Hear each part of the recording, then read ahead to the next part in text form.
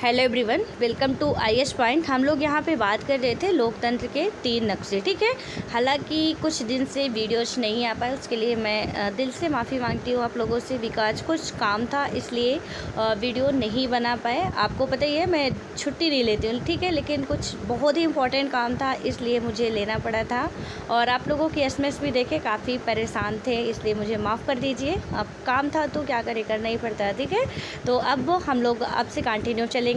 सो अब हम बात करें यदि कि लोकतंत्र के 3 नक्शे, यानी कि हमने देखा था कि 1900 में जो देश आज़ाद हुए, कौन कौन से विश्व के देश आज़ाद हुए थे, और उसके बाद 1950, देन 1975, ठीक है, और 2000 तक की ये सारी बातें हमने नक्शे में यानी कि मैप में देखी थी।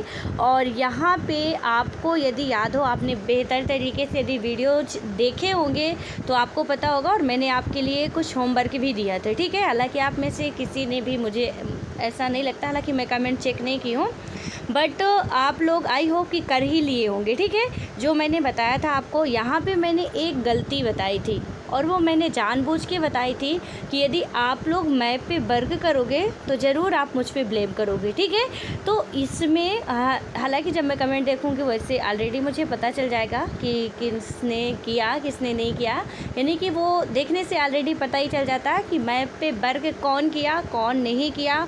और मुझे लगा कि ऐसा करना चाहिए, इसलिए आप लोग, यदि मैं गलत बोलूँगी तो शायद यदि आप लोग बेहतर तरीके से मैप को देखेंगे, मैप पे वर्क करेंगे, तो आप मुझे गलत साबित ज़रूर करेंगे। ठीक है, लेकिन ऐसा कुछ हुआ नहीं है। अब यहाँ पे मैंने बताया गलत क्या था, इसमें ये मैंने अलास्का का एरिया बताया था।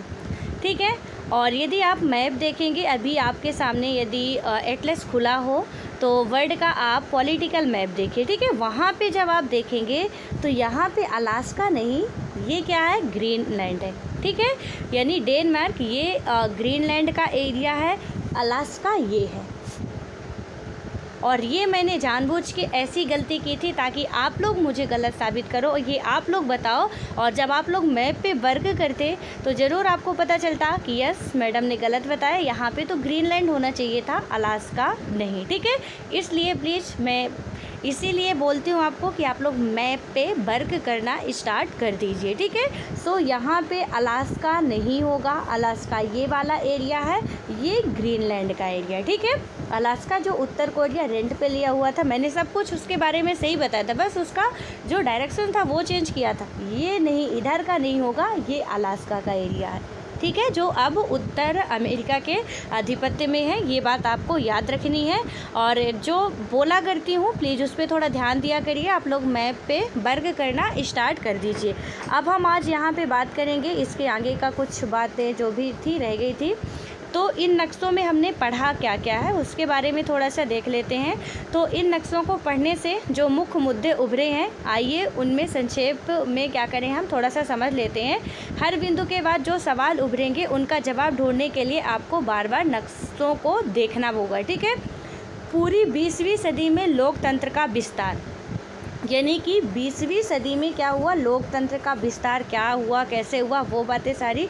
उसके बाद क्या है कि क्या यह कहना सही होगा कि इन नक्शों में हर बिंदु पर यह दिखता है कि काल के पिछले पड़ाव की तुलना में लोकतांत्रिक व्यवस्था मानने वाले देशों की संख्या बढ़ती गई है। ठीक है, तो इसमें क्या बता रहा है कि मतलब नक्शों को देखने से हमको बिल्कुल पता चल रहा है कि कैसे कैसे वहाँ पे जो भी है, पहले कुछ कम देश स्वतंत्र हुए थे, उसके बाद कुछ ज़्यादा हुए, उसके बाद कुछ ज़्यादा हुए। अब देखें तो बहुत सी कंट्रीज ऐसी हैं जो कि स्वतंत्र हो चुकी हैं, हालांकि अभी भी कुछ कंट्रीज ऐसी हैं जो कि इंडिपेंडेंस नहीं है। ठीक है, तो इसके बारे में बताया गया है, ये चीज़ें आप लोग कवर कर लीजिएगा पढ़ के। देन अब हम यहाँ पर बात करते हैं, ये हमारा है लोकतंत्र के विस्तार के विभिन्न चरण। ठीक है, तो इसमें अब देखेंगे, इंटरेस्टेड टॉपिक है ये, इसको पढ़ते हैं कि जो लोकतंत्र है यानी कि डेमोक्रेसी के जो भी विस्तार हुआ उसके विभिन्न चरण कैसे कैसे हुआ। तो स्टार्टिंग की बात करें, यानी शुरुआत की हम बात करें यदि, तो इन नक्शों से हमें 20वीं सदी के पहले के घटनाक्रम का कुछ भी पता नहीं चलता। यानी कि 20वीं सदी, अभी आपको पता है कौन सी ईस्वी चल रही है या कौन सी सदी चल रही है, तो 21वीं सदी चल रही है। ठीक है। यानी कि जब हम बात करें 19 से लेके 19,000 से लेके 19,001 या 19,099, तो यहाँ तक का जो हमारा है वो 20वीं सदी चल रहा था, ठीक है। 2000 से 21वीं सदी लगा। तो इसमें क्या बात की जा रही है कि 20वीं सदी के पहले घटनाक्रम का कुछ भी पता नहीं चलता है। आधुनिक लोकतंत्र की कहानी कम से कम 2 सदी पहले शुरू हुई। यानी कि आधुनिक लोकतंत्र की जो कहानी है वो कम से कम 2 वर्ष पहले शुरू होती है। आपने अपनी इतिहास की पुस्तक में 1789 की फ्रांसीसी क्रांति के बारे में ज़रूर पढ़ा होगा, ठीक है। और ये क्रांति आप लोग फ्रांस की जो क्रांति है 1789 की, उसको बिल्कुल अच्छे तरीके से आप लोग पढ़े होंगे, और यदि नहीं पढ़े हैं तो हिस्ट्री में आप पढ़ेंगे, ठीक है। तो इस जन विद्रोह ने फ्रांस में टिकाऊ और पक्के लोकतंत्र की स्थापना नहीं की थी, ठीक है। हालांकि फ्रांस में क्या हुआ था कि वहाँ पे जन विद्रोह किया गया था, यानी जनता के द्वारा विद्रोह किया गया था, लेकिन क्या था कि इसमें बताया जा रहा है कि पक्का या टिकाऊ तौर का नहीं था, ठीक है। पूरी 19वीं सदी भर फ्रांस में बार बार लोकतंत्र को उखाड़ फेंका गया और बार बार इसे बहाल किया गया, लेकिन फ्रांसीसी क्रांति ने पूरे यूरोप में जगह जगह पर लोकतंत्र के लिए संघर्षों की प्रेरणा दी थी, ठीक है। लेकिन फ्रांस की क्रांति ने क्या किया, स्टार्टिंग हालांकि किसी की बेहतर नहीं होती है, ठीक है। चाहे वो किसी भी काम के लिए हो, चाहे वो लोकतंत्र के लिए ही क्यों ना लड़ा जाए, अपने देश के लिए, अपने खुद के लिए। तो स्टार्टिंग हम सब भी यूपीएससी की प्रिपरेशन कर रहे हैं तो हमारी स्टार्टिंग अच्छी नहीं होती है, लेकिन बाद में हम एक दूसरों को भी इस लायक हो जाते हैं कि हम दूसरों को भी बता सकते हैं, समझा सकते हैं, लेकिन स्टार्टिंग बेहतर नहीं होती है, ठीक है। वही बात इसमें हुई कि फ्रांस की क्रांति तो 1789 में, ये सन आपको याद रखना, फ्रांस की क्रांति कब हुई थी, ठीक है। तो हालांकि उसका डिटेल आप लोग पढ़ेंगे, यहाँ मैं करने लगूँगी तो काफ़ी टाइम लग जाएगा, पूरा हिस्ट्री का आ जाएगा इस पर, तो आप लोग उसको देख लीजिएगा। और यदि नहीं समझ में आता है तो बिल्कुल आप पूछ सकते हैं, ऐसा कुछ नहीं है। हालाँकि मैं कमेंट बॉक्स में, आपको पता मैं रिप्लाई नहीं देती हूँ, मैं वीडियो में ही देती हूँ। तो वीडियो में क्या होता है कि कमेंट बॉक्स में कितना लिखेंगे, वीडियो में हम अच्छी तरीके से एक्सप्लेन कर देते हैं, तो इसलिए यहाँ पे मैं आपको बता दूँगी उसका आंसर कैसे होगा। तो इसको डेट बस याद रखना आपको कि 1789 में फ्रांस की क्रांति हुई थी, ठीक है। और इसका उद्देश्य क्या था, किस वजह से हुई थी, जन विद्रोह था, क्या था, कैसे था, वो लोग आप लोग अपने से कर लीजिएगा। उसके बाद हुआ क्या कि यहाँ पे बताया जा रहा है कि मतलब ज़्यादा शक्तिशाली रूप में तो नहीं उभरा था, बट एक पूरे क्या हुआ था, मतलब जो अन्य देश के लोग थे, यानी कि जो भी दबे कुचले लोग थे, उनको भी थोड़ा उनसे एनर्जी मिली कि नहीं, मतलब हम लोग भी ऐसा विद्रोह करेंगे यदि, तो हमको भी क्या होगा कि इसका, आप देखेंगे कि फ्रांस की क्रांति होती है, फिर कई सारी क्रांतियां लगातार होती रहती हैं, ठीक है। जब वर्ल्ड की आप हिस्ट्री पढ़ते हो वहाँ पे आपको ये सारी क्रांतियां दिखने को मिलती हैं, देखने को मिलती हैं। तो यही वजह थी कि हम सब दबे कुचले रहते हैं, हम सबको अधिकार चाहिए, लेकिन हिम्मत नहीं होती हम में खड़े होने की। यदि कोई एक खड़ा हो जाता है तो हमारी एनर्जी बढ़ जाती है और हम आगे बढ़ते हैं, ठीक है। ऐसा ही यहाँ पे भी हुआ था कि जब पता चला कि फ्रांस के लोग ऐसा करे हैं तो फिर हम क्यों नहीं कर सकते, और इसी वजह से थोड़ा और क्या हुआ था कि लोगों के अंदर क्रांति की भावना जाग उठी थी। उसके बाद क्या होता है कि ब्रिटेन में लोकतंत्र की तरफ कदम उठाने की शुरुआत फ्रांसीसी क्रांति से काफ़ी पहले ही हो गई थी, लेकिन वहाँ प्रगति की रफ्तार काफ़ी कम थी, ठीक है। 18वीं शताब्दी यानी कि 18वीं और 19वीं सदी में हुए राजनीतिक घटनाक्रमों ने राजशाही और सामंत वर्ग की शक्ति में कमी कर दी थी, ठीक है। यानी कि राजशाही, जो राजाओं का शासन चलता था, सामंत लोग यानी कि सामंत वर्ग जो थे, और राजशाही शासन, ठीक है, कि कुछ विशेष व्यक्ति ही अपने आप को भगवान वहाँ का बनाते थे। वहाँ पे कुछ उच्च वर्ग के लोग होते थे, ये सामंतवादी लोग वही होते थे, या सामंत वर्ग के लोग वही होते थे कि बस कुछ एक विशेष वर्ग के लोग मतलब बताएंगे कि हम ही भगवान है तुम्हारे, हम ही सब कुछ है तुम्हारे, और तो तुम कुछ भी नहीं हो, ठीक है। तो ऐसा कुछ इनका वर्ग होता था और ऐसे बरगलाते थे लोगों को, और राजशाही शासन चलता था, ठीक है। उसके बाद क्या होता है कि वर्ग की शक्ति में कमी कर दी थी। फ्रांसीसी क्रांति के आसपास ही उत्तर अमेरिका में स्थित, यानी कि जो अभी मैंने आपको बताया अलास्का वाला एरिया, उत्तर अमेरिका में स्थित ब्रिटिश उपनिवेशों ने 1776 में खुद को आज़ाद घोषित किया था। ठीक है, यानी कि यहाँ पे फ्रांसीसी क्रांति के बाद क्या बताया जा रहा है कि ब्रिटिश उपनिवेशों ने 1776 में खुद को आज़ाद घोषित कर दिया था। अगले कुछ ही वर्षों में इन उपनिवेशों ने साथ मिलकर संयुक्त राज्य अमेरिका अर्थात आधुनिक अमेरिका का गठन किया। यानी कि जो अमेरिका आप देख रहे हैं, आपको पता है कि 2 महाद्वीप है। ठीक है, एक उत्तरी अमेरिका यानी कि अमेरिका ही है, तो एक उत्तरी अमेरिका और एक दक्षिणी अमेरिका, ये दोनों ही कॉन्टिनेंट है। तो इसमें क्या है, अब काफ़ी लोगों को कन्फ्यूजन यहाँ पे होता है कि भाई जब 2 अमेरिका हैं तो ये जो अमेरिका डोनाल्ड ट्रंप जी वाला अमेरिका है, जो यूएस है, वो किसे हम माने, ठीक है, किधर है। तो आपको पता है कि जब हम दक्षिण अमेरिका की बात करते हैं तो वहाँ पे जो भी 12 कंट्रियाँ हैं, तो उनमें से कोई भी ऐसी कंट्री नहीं है जिसको आप अमेरिका कह सको। ठीक है, लेकिन वहाँ आप जब उत्तर कोरिया की बात करते हैं तो संयुक्त राज्य अमेरिका यानी कि मैक्सिको, ऐसे जाएंगे, मैप में थोड़ा आते हैं, मैप तो देखना ही पड़ेगा, आपके सामने एटलस हो तो आप बिल्कुल उसमें देखिए। ठीक है, ये हमारा यूएस है, यानी कि यूएसए है, यहाँ पे मैक्सिको है और यहाँ पे क्या है, हमारा संयुक्त राज्य अमेरिका है। ठीक है, तो ये पूरा हम इसी को ही, ये डोनाल्ड ट्रंप जी वाला ही अमेरिका है। तो इसको आपको याद रखना है कि जो अमेरिका हमारा, हम वो बात करते हैं अमेरिका की, वो यही उत्तर कोरिया में ही अमेरिका है। ठीक है, तो इसमें होता क्या है कि यहाँ पे यदि हम बात करें तो इसमें बताया गया कि 1776 में वो आज़ाद कर लेते हैं। फिर उसके बाद कई वर्षों के बाद क्या होता है कि उपनिवेशों के साथ मिलकर संयुक्त राज्य अमेरिका अर्थात आधुनिक अमेरिका का गठन होता है और 1787 में इन्होंने एक लोकतांत्रिक संविधान को मंजूर किया। यानी कि आज़ाद होने के बाद इन्होंने 1787 में क्या किया कि लोकतांत्रिक संविधान को मंजूरी दे दी थी, लेकिन इस व्यवस्था में भी मतदान का अधिकार पुरुषों तक ही सीमित था। अब आपको यहाँ पे समझ में आ रहा होगा कि सिर्फ हमारा देश ही ऐसा नहीं था जहाँ महिलाओं के साथ अत्याचार होता था। ठीक है, यानी कि जो मैंने आपको एक बार फैक्ट बताया था उसको आप यदि नहीं लिखे हैं तो आज बता रही हूँ फिर से, आप उसको लिख लीजिए कि किसी भी व्यक्ति को दबाया जाता है। समाज में यदि किसी भी व्यक्ति को या कि किसी भी चीज़ की ज़रूरत होती है, वो कितनी चीज़ों की हमको ज़रूरत होती है या कि किन किन चीज़ों की वजह से किसी भी इंसान को, किसी भी व्यक्ति को दबाया जाता है, उससे क्या किया जाता है, नीचा साबित किया जाता है, वो कौन कौन सी वजह हैं। ठीक है, तो इसमें यहाँ पे यदि हम व्यवस्था के आधार की बात करें, आप यहाँ पे व्यवस्था का आधार ही डाल दीजिए, बेहतर होगा।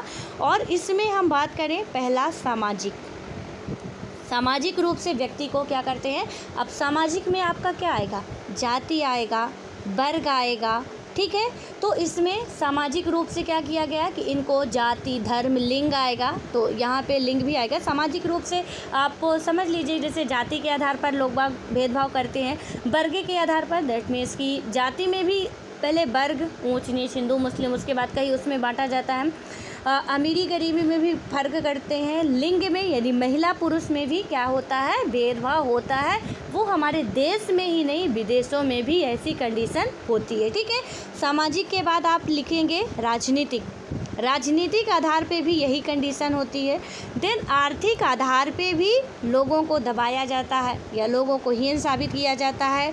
उसके बाद धार्मिक, जो कि बहुत बड़ा एक मुद्दा बना हुआ है। ठीक है, धार्मिक आधार पे भी क्या किया जाता है कि इन लोगों को, यहाँ पे हम सभी लोग कुछ करने वाले होते हैं, कुछ उसको सहने वाले होते हैं।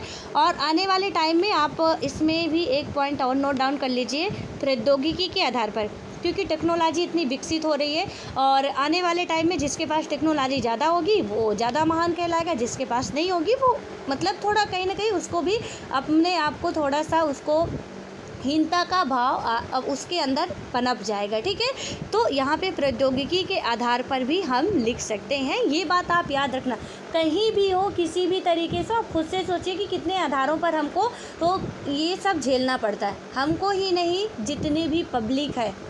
ठीक है, तो किन किन आधारों पे ये सारी चीज़ें होती हैं तो वो आपको अच्छे तरीके से समझ में आ जाएगी कि सामाजिक, राजनीतिक, धार्मिक, आर्थिक और प्रौद्योगिकी के आधार पे ये बहुत बड़ी गंभीर समस्या है। तो ये बात आपको याद रखना है। और यहाँ पे लिंग के आधार पे हमने देख ही लिया कि पुरुषों तक ही अमेरिका स्वतंत्र होता है, लेकिन सिर्फ पुरुषों तक ही मतदान का अधिकार था। ठीक है। 19वीं सदी में लोकतंत्र के लिए होने वाले संघर्ष अक्सर राजनीतिक समानता, आज़ादी और न्याय जैसे मूल्यों को लेकर ही होते थे। ये देखिए, आपका राजनीतिक समानता आ गया। हम वर्ड पे ध्यान नहीं देते, सब कुछ वहीं पे लिखा होता है। ठीक है। तो क्या बता रहा कि 19वीं सदी में लोकतंत्र के लिए, और आपको यदि याद हो तो हमने अमेरिका और ब्रिटेन, शायद ब्रिटेन ही था, तो यानी कि 1920 1928, अब ये डेट अमेरिका की है, इंग्लैंड की है, आपको बताना है। तो इस बीच में क्या हुआ था कि संघर्ष हुए थे, महिलाओं ने किया था वोट के लिए, वोटिंग राइट्स के लिए, कि हमको भी वोट देने का अधिकार मिलना चाहिए। ठीक है। और उनको वो राइट्स मिला था। क्लास 6 की NCERT में भी वहाँ पे आपको मिल जाएगा। ठीक है। तो इसमें क्या किया गया था कि उन्होंने जब क्या किया, संघर्ष किया, और ज़्यादातर क्या हुआ इसमें बताया जा रहा है कि जो भी होने वाले संघर्ष थे अक्सर राजनीतिक समानता, क्योंकि राजनीतिक रूप से उनकी क्या किया जा रहा था, समानता नहीं थी, असमानता झेलनी पड़ रही थी। तो राजनीतिक समानता, आज़ादी और न्याय जैसे मूल्यों को लेकर ही होते थे। एक मुख्य मांग यह रही, मतलब यह रहा करती थी कि सभी वयस्क नागरिकों को मतदान का अधिकार हो। यूरोप के जो देश तब लोकतांत्रिक व्यवस्था को, यानी कि यूरोप के जितनी भी कंट्रियां हैं, अब मैं बार बार आपको मैप में जाऊं, मैं आप कल बताओगे। ठीक है। आज तो मैं ठीक है आपको कराए दे रही हूँ, लेकिन आपके सामने हाथ पे एटलस होना चाहिए। और प्लीज़ यार आप लोग बताया करिए, हम फेस टू फेस नहीं मिल रहे, लेकिन आप कमेंट बॉक्स में लिख के तो बता सकते हैं ना, उस हिसाब से। और ऐसा कुछ मत समझिए कि फ़ेस टू फेस ही मिल के पढ़ाई होती है, ऐसा कुछ नहीं होता है। यहाँ पे हम भी बेहतर तरीके से, यानी हम आप अच्छे तरीके से वर्क कर सकते हैं। ठीक है। तो यदि आप लोग बताते हैं तो ही आगे का कुछ आइडिया लगता है, समझ में आता है क्या कैसे है। तो इसमें क्या हुआ था, यूरोप का जब आप मैप देखेंगे तो इसमें क्या बताया जा रहा है कि यूरोप के जो देश तब लोकतांत्रिक व्यवस्था को, यानी कि उस टाइम पे क्या हुआ था कि लोकतांत्रिक व्यवस्था को अपनाने जा रहे थे, वे भी सभी लोगों को वोट देने की अनुमति नहीं देते थे। यानी यूरोप की कुछ कंट्रियां थी, आप देखेंगे मैप में, तो यूरोप का जितना भी एरिया है, जैसे हम एशिया का देखते हैं। ठीक है। तो एशिया का कहीं कुछ ऐसा आपको मिल जाएगा, बस थोड़ा सा बिखरा टाइप का नहीं लगता, आपको इकट्ठा कुछ मिल जाता है मैटर। आप अफ्रीका का देखेंगे तो अफ्रीका का भी ऐसे मिल जाएगा, ऑस्ट्रेलिया का भी कुछ पार्ट आपको ऐसे मिलेगा। देन उसके बाद यूरोप का ये ऐसे ऐसे करके, ठीक है। यहाँ पे आपको उत्तरी अमेरिका, यहाँ पे दक्षिण अमेरिका मिल जाएगा। तो यूरोप वाला जो एरिया है, तो जो भी कंट्रियाँ वहाँ की क्या हो रही थी, जो मैं अभी बता रही हूँ, आप उसको मैप में अपने देखिए। तो यहाँ पे क्या हुआ कि जो मतलब क्या कर रही थी कि उनको ऐसा लग रहा था कि मतलब हम भी अब लोकतांत्रिक व्यवस्था को अपनाएं, लेकिन वो भी क्या कर रही थी, वोटिंग का राइट्स समान रूप से नहीं रख रही थी। ठीक है। उसके बाद क्या होता है, कुछ देशों में केवल उन्हीं लोगों को वोट का अधिकार था जिनके पास संपत्ति थी। अब लोग यहाँ पे क्या हुआ, महात्मा गांधी का एक स्टेटमेंट आपको याद आ रहा होगा, क्लास 6 में ही था, कि जो वोटिंग देने का राइट्स था, एक तो महिलाओं को नहीं था, एक तो गरीबों को नहीं था। तो उन्होंने एक बहुत अच्छा स्टेटमेंट कहा था। तो इसमें क्या हुआ कि वोटिंग का जो राइट्स था, अब जिनके पास बहुत ज़्यादा पैसा है वही कर सकते थे। ठीक है।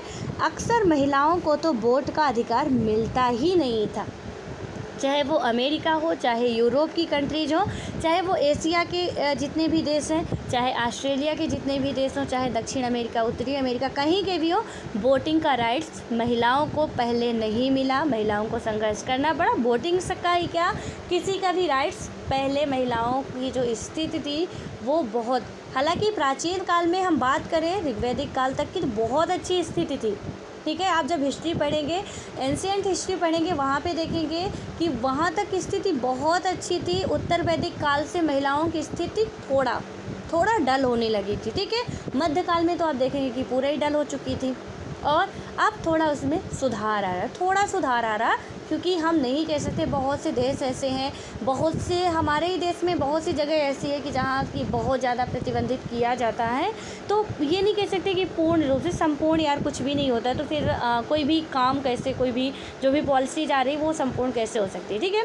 हम बस लमसम मतलब लगभग कह सकते हैं, लेकिन संपूर्ण एग्जैक्ट यदि हम बता दें तो भैया हमसे मूर्ख तो कोई नहीं होने वाला, क्योंकि हम या आप कोई भी एग्जैक्ट डाटा कोई भी नहीं ले सकते हैं। क्यों नहीं ले सकते हैं? हाँ, डेट वगैरह हिस्ट्री वगैरह की जो होती हैं तो वो ले सकते हैं कि 1800 जैसे 1700 यानी कि 1789 में फ्रांस की क्रांति होती है, ये ठीक है कि एग्जैक्ट है। बट हमारा जो डेट ऑफ बर्थ है वो भी बिल्कुल फिक्स है कि ठीक है इतने ही हो। लेकिन कुछ ऐसी चीज़ें होती हैं कि हमने बता दिया कि मतलब महिलाओं के लिए ये पॉलिसी लाई गई और उसमें 100% गवर्नमेंट ने अपना क्या किया कि दिया है, लेकिन गलत है ये। 100% कुछ होता ही नहीं है, ठीक है। तो वहाँ पे ना तो आप 100% हो ना हम 100% है, यानी कि हम बहुत एकदम से बोल दें कि मतलब मेरे को सारा कुछ नॉलेज है, मतलब मैं 100% अपना दे सकती हूँ, ऐसा कुछ भी नहीं है। सब में थोड़ा बहुत कमियाँ होती हैं, ठीक है। तो यहाँ पे क्या हुआ कि महिलाओं को वोटिंग का राइट्स नहीं था। संयुक्त राज्य अमेरिका में पूरे देश में अश्वेतों को 1965 तक मतदान का अधिकार नहीं था। अब यहाँ पे हमने क्या पढ़ा कि लिंग के आधार पर और आर्थिक आधार पर, यानी कि अमीरी गरीबी के, अब इनको संपत्ति चाहिए ना, मतलब जिनके पास संपत्ति है वही वोटिंग का राइट उनको मिला हुआ था। हालांकि हम राजनीति पढ़ रहे हैं इसलिए हम राजनीति पे ही फोकस कर रहे हैं, दैट मीन्स पॉलिटी पढ़ रहे हैं कि यहाँ पे वोटिंग्स का राइट इनको मिला था, ठीक है। और भी बहुत सारे राइट्स थे जो कि इनको नहीं मिले थे, बट यहाँ पे हमको सिर्फ इस पे ही अभी फोकस करना है। तो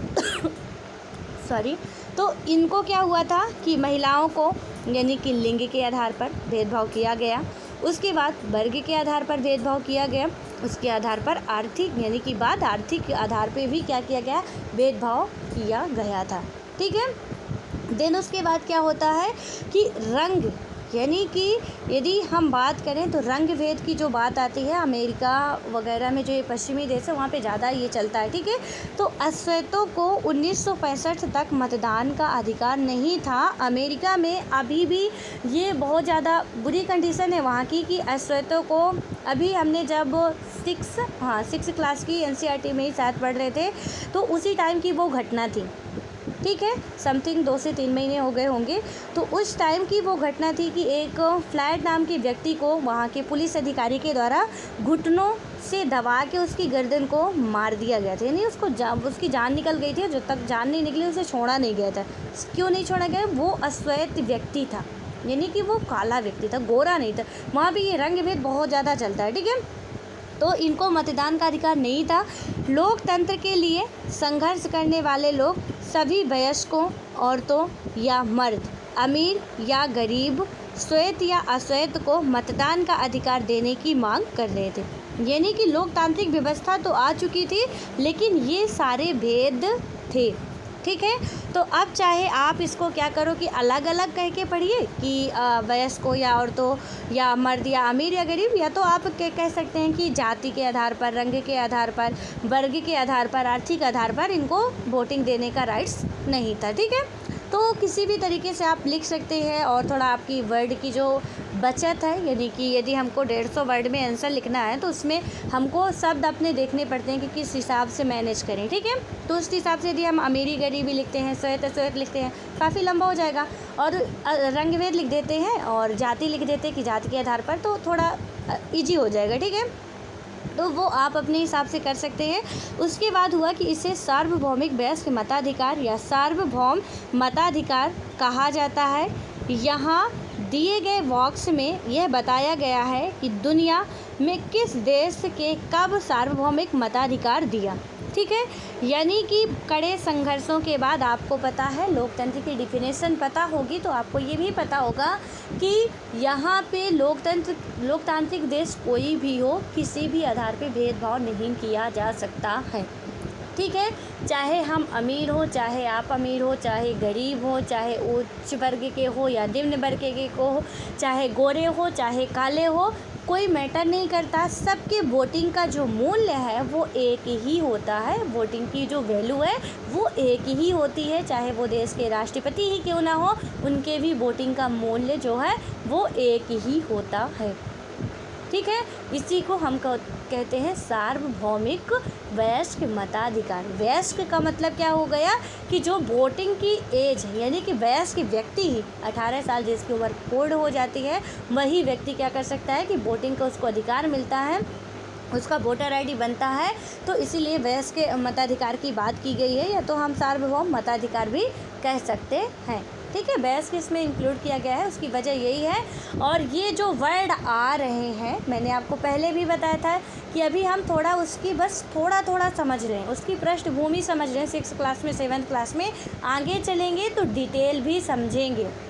ठीक है, और वही डिटेल अब यहाँ पे आ रहे हैं, इसलिए आपको वो सारे वर्ड मैंने आई थिंक ये सारे लिखवाया भी था। सार्वभौमिक वयस्क मताधिकार क्या होता है, मताधिकार क्या होता है, वो सारे आप लिखे होंगे, उसको आप पढ़िए बेहतर तरीके से। क्योंकि यदि जो हमने पिछला पढ़ा वही हम बार बार रिवाइज करेंगे तो मैं नहीं कर सकती ना, आप लोगों को तो करना पड़ेगा, बार बार रिवाइज करना पड़ेगा, तभी आपसे वो सारी चीज़ें याद हो पाएंगी। ठीक है, तो जब भी कोई वर्ड आए उसको तुरंत आपकी नोट्स पलटनी है। और मुझे नहीं लगता कि बहुत मोटी नोट्स हो गई होगी, बहुत पतली हुई होगी, उसको आप बेहतर तरीके से अच्छे तरीके से रिवाइज कर सकते हैं। ठीक है, उसके बाद होता क्या है कि यदि हम बात करें, ये बॉक्स जो लिखा हुआ है यहाँ पे सारा सन दिया गया है, और क्या दिया गया है कि कब कौन से देश को यानी कि सार्वभौमिक मताधिकार का अधिकार प्राप्त हुआ था, यानी कि सबको, ऐसा नहीं कि किसी भी आधार पे किसी के साथ भेदभाव किया जाएगा। जैसे इसमें बताया गया है कि 1893 न्यूजीलैंड, ठीक है, 1917 में रूस को, और उसके बाद 1918 में जर्मनी को, 1999 नीदरलैंड को। ठीक है, 1900 थोड़ा सा आप यदि अपने देश से कुछ आपको याद आ रहा हो तो क्या कर सकते हैं, लिंक कर सकते हैं। ठीक है, रूस में क्या हुआ था, 1917 में इसको सार्वभौमिक मताधिकार यानी इसमें लाया गया था रूस में। ठीक है, 1917 में। भारत में भी एक घटना हुई थी 1917 में, महात्मा गांधी जी का वो पहला भारत का सत्याग्रह था, चंपारण आंदोलन। ठीक है, अब थोड़ा सा आप इंटरलिंक कर सकते हैं, मज़ा आता पढ़ने में, ऐसे करके पढ़ते हैं। यदि मैंने पढ़ा कि 1917, हाँ याद आ गया कि मतलब इंडिया में भी हमारे 1917 में उस टाइम पे हमारे इंडिया में कौन सी घटना चल रही थी। ठीक है, 1917 में तो हमारे इंडिया में चंपारण आंदोलन शुरू हो रहा था। ठीक है, उसके बाद 1918 में भी एक घटना होती है। ठीक है, खेड़ा सत्याग्रह होता है। उसके बाद आता है 1919 जलियांवाला हत्याकांड। जलियांवाला हत्याकांड के बारे में आप सभी को पता होगा। 1919 में ये घटना होती है। दैट मीन्स 1919 में नीदरलैंड में क्या होता है, सार्वभौमिक वयस्क मताधिकार आता है। ठीक है, उसके बाद 1928 ब्रिटेन, उसके बाद 1931 श्रीलंका, 1931 गांधी इरविन पैक्ट करके कुछ हुआ था। ठीक है, आपको यदि याद हो, आप ऐसा नहीं होता कि हम एक चीज़ पढ़ रहे हैं, बस पॉलिटी पढ़ रहे हैं तो पॉलिटी में ही घुसे रहें। यार एक चीज़ हम पढ़ते हैं उसमें हमको बहुत सी, जैसे आप देखिए जियोग्राफी का है ना मैप देखना, लेकिन हमको पॉलिटी में भी देखना पड़ रहा है। हिस्ट्री की भी बातें यहाँ पे हम पढ़ रहे हैं, फ्रांस की क्रांति हुई, क्या कैसे हुआ, कब इनको मिला। उसके बाद पॉलिटिकल तो हमारा चल ही रहा, सारी चीज़ें हमको कवर करनी पड़ती है। ठीक है, इसलिए सबका ज्ञान हमारे पास होना ज़रूरी होता है। ऐसा बिल्कुल नहीं है कि हम एक चीज़ पढ़ें और एक चीज़ के ही पीछे पड़ जाएं। उसके बाद क्या है, 1934 में तुर्की, 1944 में फ्रांस की क्रांति आती है, 1945 जापान, और 1946 में अपने देश में एक घटना हुई थी। और उस टाइम से शायद हम लोग आज़ादी की तरफ बढ़ रहे थे। ठीक है, क्या हो रहे थे, हम लोग आज़ादी की तरफ अच्छे खासे तरीके से, यानी हमारे संविधान का निर्माण होने वाला था।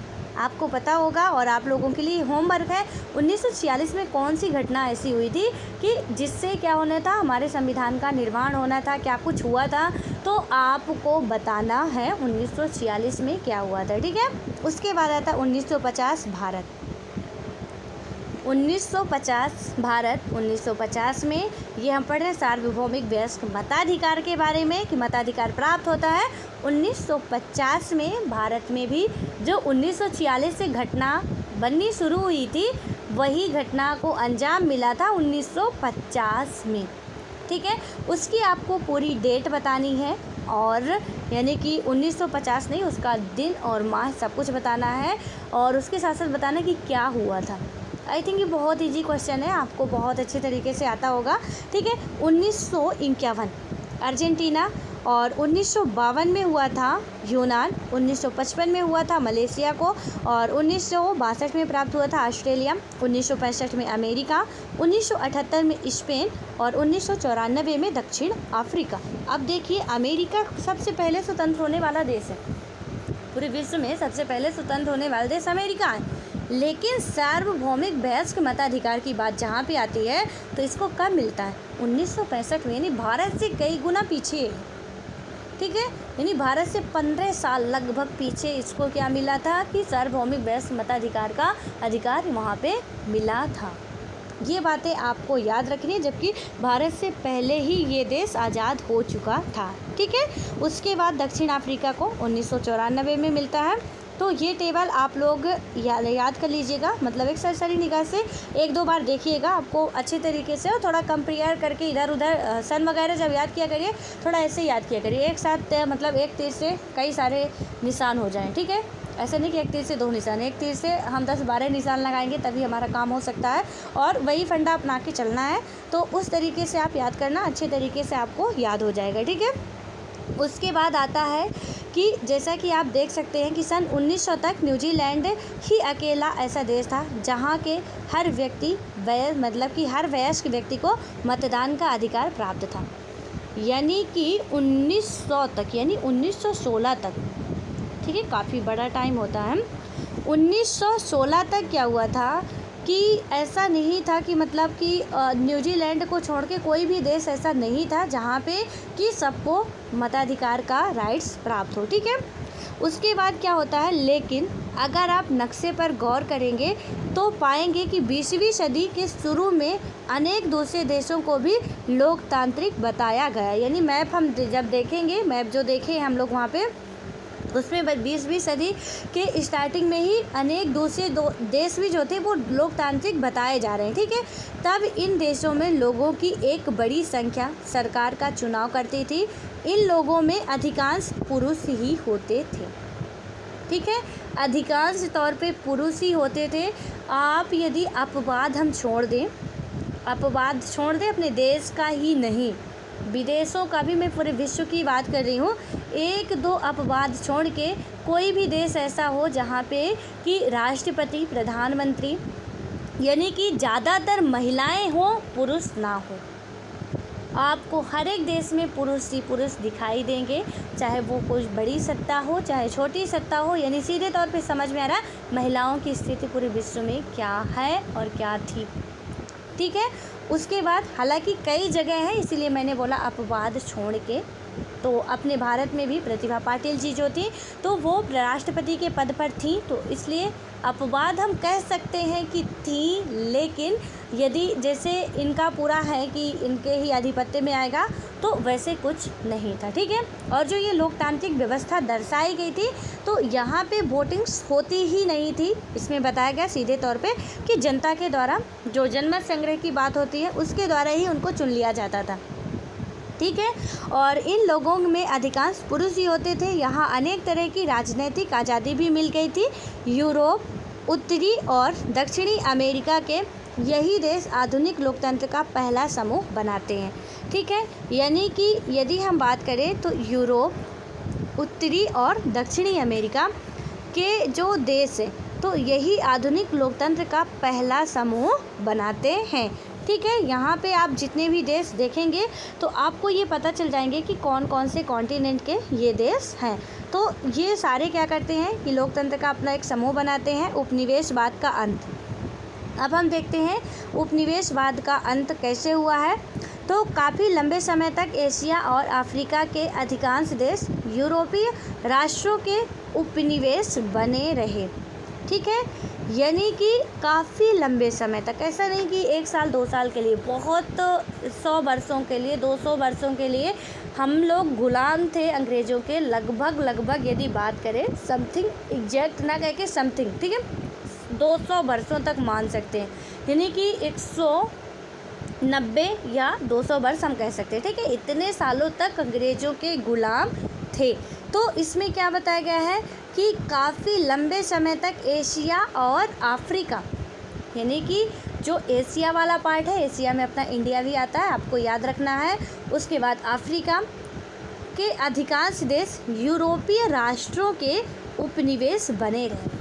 अब यूरोपीय राष्ट्र का मतलब, आप यहाँ पे यूरोप का मैप आप देखेंगे तो जो ये पुर्तगाल वगैरह हैं, पुर्तगाल हो गया, ब्रिटेन हो गया, स्पेन हो गया, ये कहाँ के देश हैं? ये सारे के सारे यूरोपीय कंट्री हैं, ठीक है। ये यूरोपीय कंट्री है और यही बताया जा रहा उपनिवेश का अंत जब होता है तभी हम लोग क्या होते हैं, उपनिवेश। यानी ये लोग क्या किए थे, अपना जो निवेश था, उपनिवेश का मतलब क्या हुआ कि जैसे हमारे भारत में जो भी काली मिर्च वगैरह होती थी, भारत को भी ये अपना एक उपनिवेश बना के रखे थे, तो यहाँ से ये ले जाते थे, अच्छा खासा वहाँ ले जाके पैसा कमाते थे, ठीक है। तो भारत जैसे यानी कि एशिया में कई सारे देश ऐसे हैं कि जो कि इनके उपनिवेश बने हुए थे, एशिया और अफ्रीका दोनों ही कंट्रियाँ थी यूरोपीय राष्ट्रों के, ठीक है। अब यूरोपीय राष्ट्र का मतलब यहाँ पे जो मैंने अभी बताया ये एशिया हो गया और ये हमारा क्या हो गया, अफ्रीका हो गया, ठीक है। यहाँ पे यदि आप देखोगे ये जो थोड़ा सा स्पेन वाला पार्ट है, ब्रिटेन है, ये सारी कंट्रीज जो हैं वो कहाँ की हैं, आपके यूरोप की कंट्री हैं, ठीक है। तो यूरोपीय राष्ट्रों के आप मैप के थ्रू पढ़ेंगे, मैं बार बार बोल रही हूँ, सो प्लीज़ आप लोग बात मान लीजिएगा क्योंकि ऐसे आपको ये चैप्टर समझ में बिल्कुल भी नहीं आने वाला है, आपके माइंड के 4 फुट ऊपर से वो निकलने वाला है, ठीक है। इसलिए इसको आप मैप के थ्रू ही देखिएगा और पढ़िएगा, तभी आपको समझ में आएगा, जिससे मैं बता रही हूँ आपको मैप में आपको देखते चलना है, ठीक है। तो जो यूरोपीय राष्ट्रों के क्या थे, उपनिवेश बने रहे और इन परितंत्र की यदि हम बात करें तो परितंत्र देशों के लोगों को आज़ादी पाने के लिए संघर्ष करना पड़ा, ठीक है। स्वतंत्र नहीं परतंत्र थे ये लोग, दूसरों पर आश्रित थे, हम लोग गुलाम थे, अंग्रेज हम मतलब हमारी जो भागदौड़ थी अंग्रेज़ों के हाथों में थी, हम लोग परतंत्र थे, स्वतंत्र नहीं थे, ठीक है। तो यहाँ पे क्या हुआ कि परतंत्र देशों के लोगों को आज़ादी पाने के लिए संघर्ष करना पड़ा। हम पढ़ क्या रहे हैं, ये बात आपको याद रखना, उपनिवेश का अंत पढ़ रहे हैं, ठीक है। यह लड़ाई अपने औपनिवेशिक शासकों से आज़ादी की ही नहीं थी, इसमें अपना नेता खुद चुनने की इच्छा भी शामिल थी, ठीक है। हमारा देश उन थोड़े से परतंत्र देशों में से एक था जहां लोगों ने औपनिवेशिक शासन से, यानी अपने देश की भी बात की जा रही है, मुक्ति पाने के लिए राष्ट्रीय संघर्ष किया। यानी कि और भी ऐसे देश थे और उनमें से भी हमारा एक देश था कि जिन्होंने अपनी, यानी कि यदि हम बात करें तो परतंत्र से स्वतंत्र होने के लिए कड़ा संघर्ष किया है, यानी जो देश किए हैं उनमें से हम भी एक थे जिन्होंने अच्छा खासा कड़ा संघर्ष किए हैं, ठीक है। उसके बाद होता क्या है कि इनमें से अनेक देशों ने दूसरे विश्व युद्ध के तत्काल बाद लोकतांत्रिक शासन व्यवस्था अपना ली। भारत ने 1947 में आज़ादी हासिल की और एक गुलाम देश से लोकतांत्रिक देश बनने की राह पर चल पड़ा, ठीक है। यानी कि द्वितीय विश्व युद्ध के समाप्त होते ही क्या हुआ कि लोकतांत्रिक शासन की व्यवस्था अपना ली गई। भारत क्या था कि 1947, आपको पता होगा कि 15 अगस्त 1947 को भारत जो है वो भारत को आज़ादी मिली थी, ठीक है।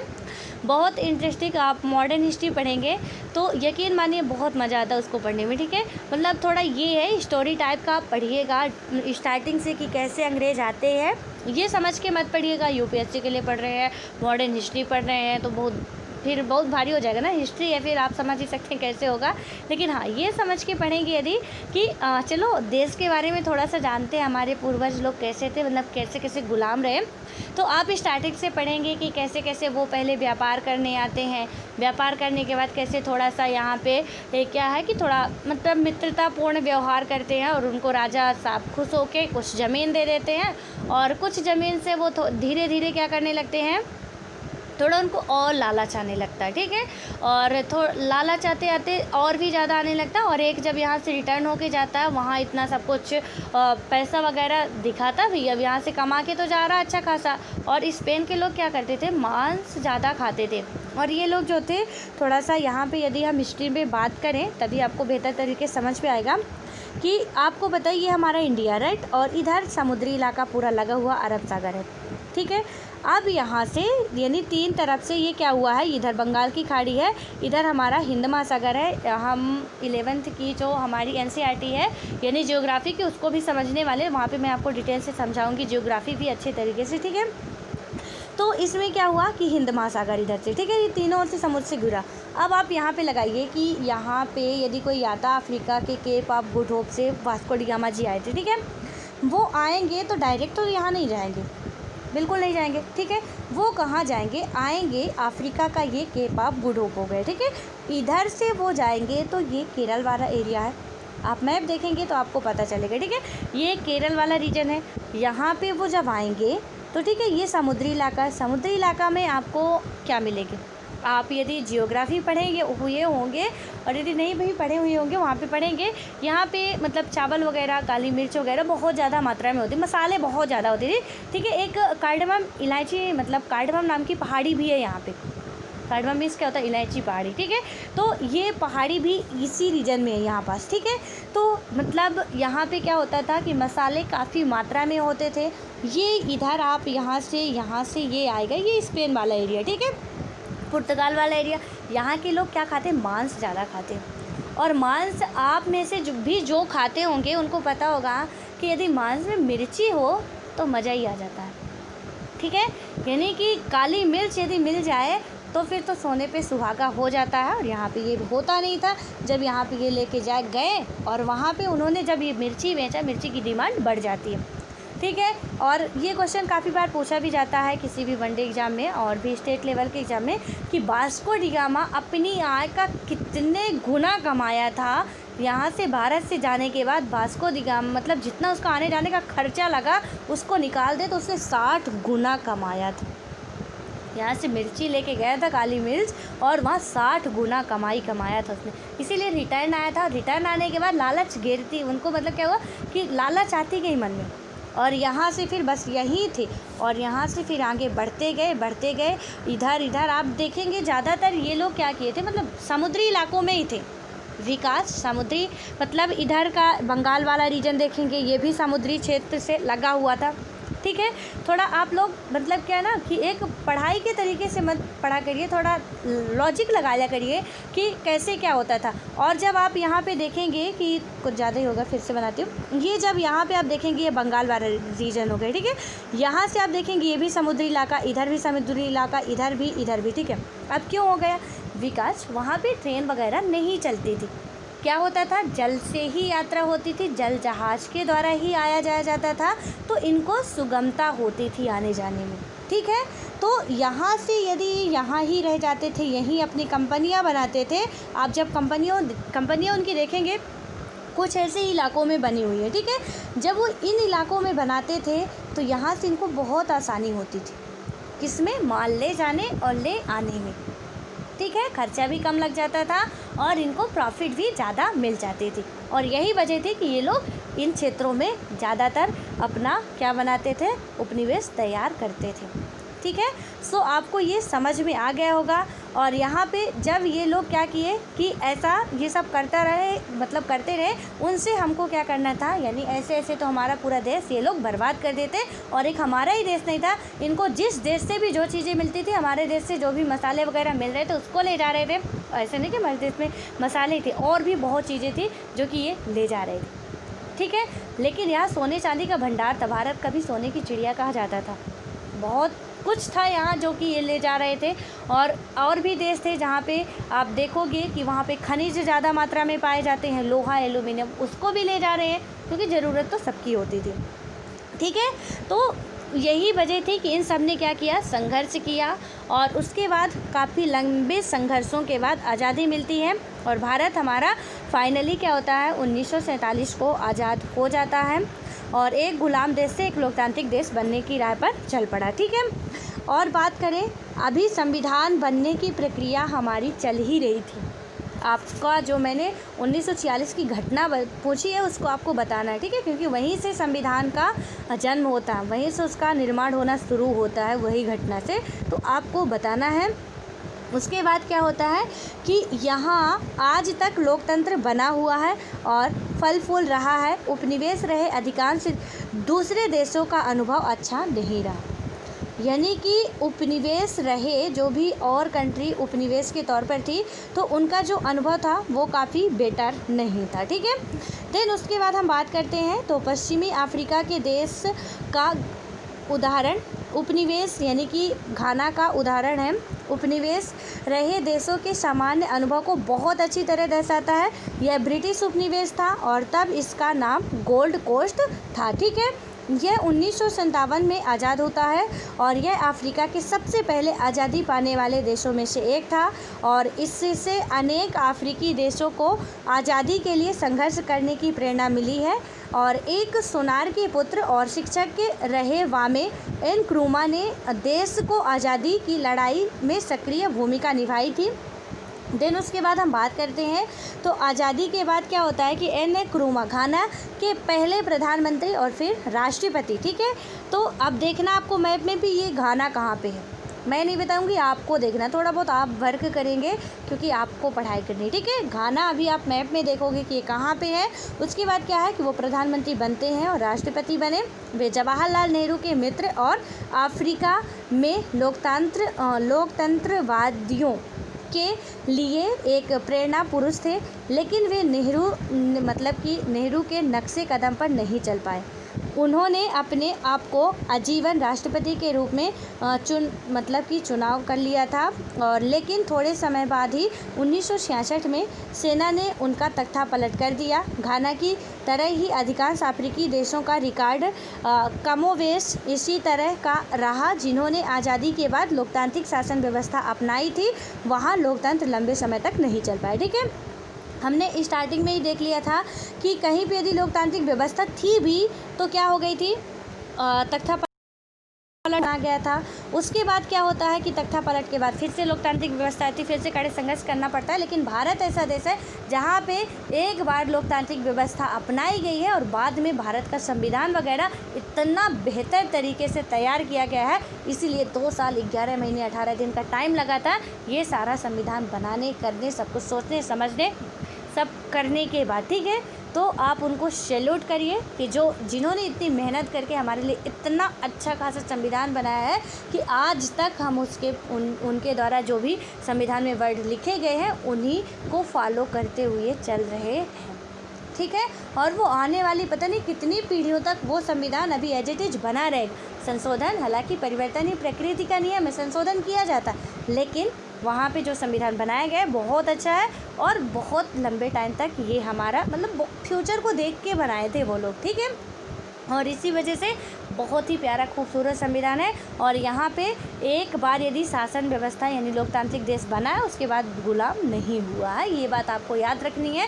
यानी कि किसी की हिम्मत नहीं थी जो कि तख्ता पलट कर ले, सैनिक ही ऐसा बगावत करते थे, लेकिन भारत में आप देख सकते हैं। ठीक है, ये जो हम पढ़ रहे हैं आपको बस कंपेयर करना है और अपने इंडियन होने पर गर्व भी करना है कि हम सब इंडियन है। ठीक है, और अब हम पढ़ेंगे हाल का दौर, हालांकि टाइम काफ़ी हो गया, मुझे पता नहीं चल पाया, तो अब इसको अगले नेक्स्ट वीडियो में पढ़ेंगे। तब तक आप लोग मैप पे प्रैक्टिस करते रहिए और सारी चीज़ें जो हैं उनको देखते रहिए। ठीक है, सो अब मिलते हैं नेक्स्ट वीडियो में, तब तक के लिए bye bye, all the best. और डोंट वरी, अब से वीडियो मिस नहीं होंगी, एक भी रेगुलर आएंगी। ठीक है।